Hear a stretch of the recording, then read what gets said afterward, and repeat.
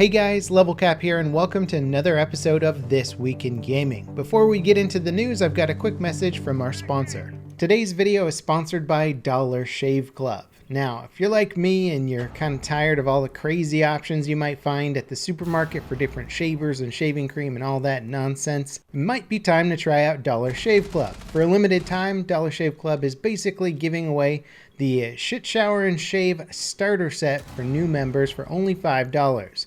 This starter set features their executive razor and 3 trial-sized versions of their most popular products that help you stay fresh and clean. In your first box, you'll receive shave butter, body wash, and One Wipe Charlie's butt wipes. You will also receive their executive razor, which includes their premium weighty handle and a full cassette of cartridges.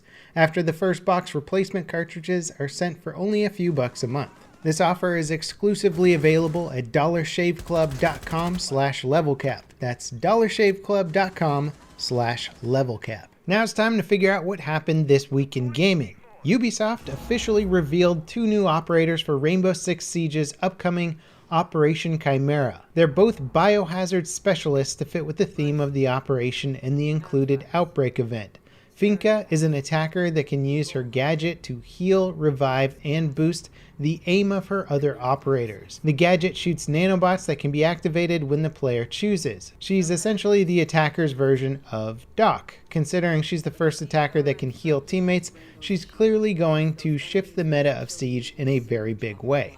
Her primary weapon options are the Spear 308 assault rifle, SASG 12-gauge shotgun, or the 6P41 light machine gun. The new defender, Lion, can use his gadget to detect enemy movement. There have also been rumors that the gadget will give its intel to all defenders, not just Lion. His primary weapon options are the V308 submachine gun, the 417 marksman rifle, or the SG CQB shotgun. If his gadget does function as a team UAV, it could have a dramatic impact on the way defenders get intel. That said, it's more likely to be limited for balance reasons rather than being overpowered for no reason. Operation Chimera goes live on the 19th, but only on the technical test server. Outbreak will debut on the technical test server the day after. The new operation officially launches on March 6th. New details about the enemies you'll face in Operation Outbreak have also been released. There are 5 enemy types, each with unique abilities and roles. Grunts are the most basic enemy and can armor up when engaged.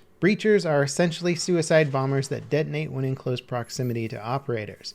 They can also blow holes in indestructible walls. Rooters are a bit more rare and lay traps that injure and immobilize operators. They become more lethal when their HP gets low. Smashers are Hulk-like enemies that can take down walls and are basically impervious to gunfire. Finally, the Apex is the most dangerous and powerful of the bunch. It sends waves of minions that release blinding projectiles. Doc and Finka are the only operators that can counter his attack. All of the enemies will work together to take you out, so don't expect to see grunts or rooters roaming the map on their own. Also, the Siege 6 Invitational event is happening right now with the top teams in the world facing off for a $500,000 prize pool. New info regarding Operation Chimera, Outbreak, and the upcoming operators will be released during the event, so stay tuned for more news. There might not be much of a future for loot box-based microtransactions in video games. Lawmakers in Hawaii have introduced 4 bills to regulate sales of video games that include loot boxes.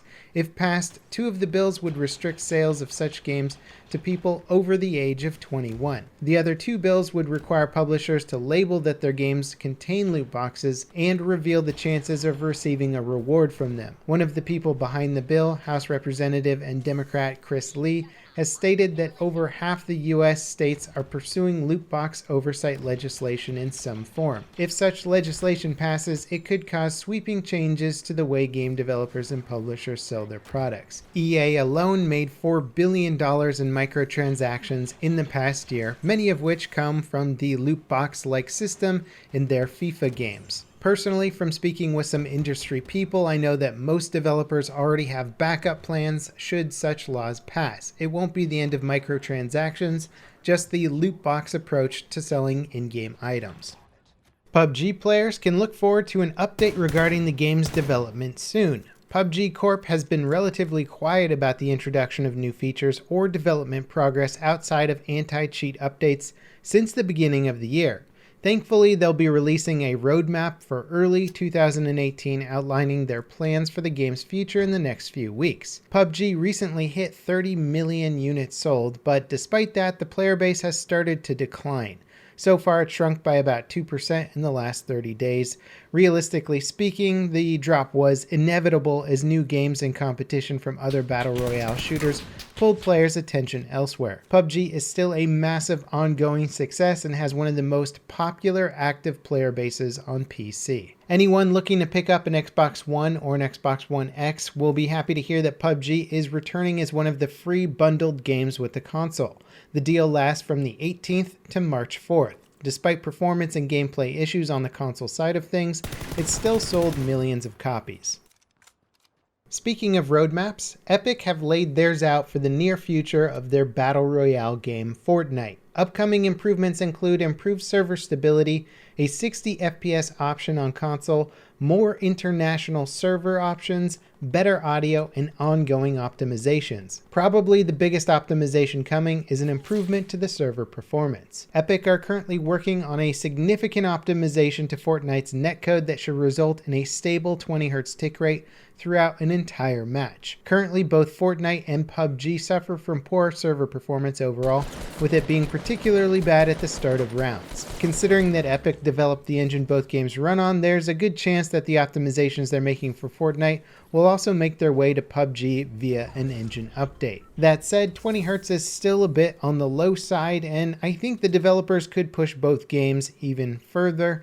DICE has done quite a bit with the Frostbite engine, making it available to 60Hz servers with 64 players, so there's reason to believe that PUBG and Fortnite could go beyond 20Hz. Fortnite's matchmaking system is also being worked on to more evenly match players based on their skill. This has drawn mixed reactions from fans of the game and genre. Some people think it compromises the game's fun factor by removing an element of randomness that makes every engagement a guessing game. However, some people would rather play against opponents at their own skill level, avoiding situations where highly skilled players can stomp servers without much resistance. The update to Fortnite's matchmaking is being made to even things out, but how isn't exactly clear. It might just be throwing a more even mix of high and low skilled players, or it could be matching people only of equal skill. Either way, it'll be interesting to see if the changes have a real impact on the community. EA accidentally revealed the release date for their new Apocalypse DLC for Battlefield 1.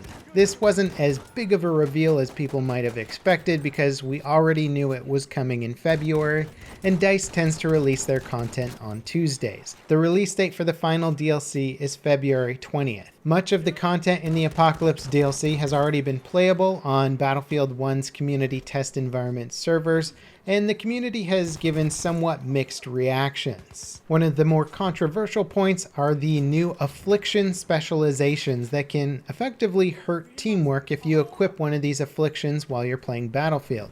The afflictions offer no positive side to them, they only make it harder to play the game, and are supposedly there to give really good players a challenge.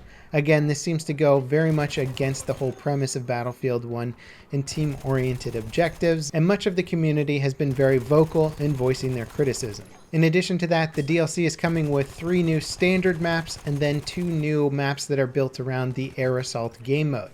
Many community members say that they're not interested in the Air Assault game mode because they don't fly airplanes, so for them, they're really only getting 3 new playable maps. Beyond that, the 3 standard maps have been mostly portrayed in the Conquest Assault game mode, which has offered some very lopsided game balance, and players have been critical of that as well. So I don't think DICE has necessarily shown this DLC in the best light so far. Players are criticizing the fact that it doesn't seem to have an overriding theme to the DLC, which I don't know. I think it's kind of an interesting DLC that focuses on the end of the war when things were most intense and most destroyed and had some of the more interesting super weapons. I'm still excited for the DLC and I'm holding out judgment till the final thing launches. Insurgency Sandstorm was playable at a media event put on by the game's publisher last week. While the game was limited to PvE co-op, the initial reviews are somewhat positive. Most reviews cite good attention to detail, sound design, and well-crafted gameplay as highlights. Rock Paper Shotgun's review says it's the ideal balance of realism and accessibility. The medieval first-person open-world game Kingdom Come Deliverance finally made its way to full release this week. While reviews have praised the game's story and characters, they've cited numerous bugs and technical issues. The devs are working on updates to address these problems, having released a massive 23GB Day 1 patch, followed by another 16GB patch a few days later. While the updates do address many issues, the reasons they're so big is due to how the game is built. Even minor changes can sometimes require entire parts of the game to be overwritten. All that being said, reviews have been generally positive, and it's a massive open world game, so bugs were bound to be a problem. The developers seem like they're on track to sort things out quickly. Valve has banned incel games on Steam. Evidence of the developer encouraging employees to manipulate user reviews was uncovered by a Reddit user recently. The post shows a supposedly leaked email with the company's CEO telling employees to leave reviews or they'll have to explain why they won't in person. Valve's internal investigation confirmed the company had several Steam accounts posting positive reviews of their own games and subsequently banned the developer from Steam. People that already own any of the developer's games will still be able to play them, but they've all been removed from the store.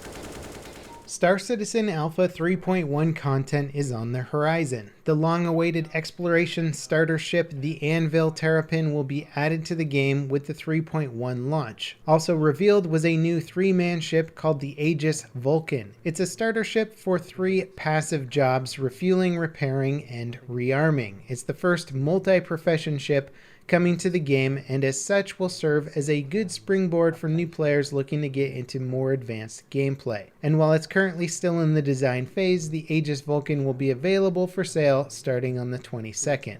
Anyway, that wraps it up for today's episode of This Week in Gaming. As always, I hope you guys enjoyed it. Let me know in the comments if there's any stories you think I should have covered, and I'll see you next time. This is Level Cap, signing off.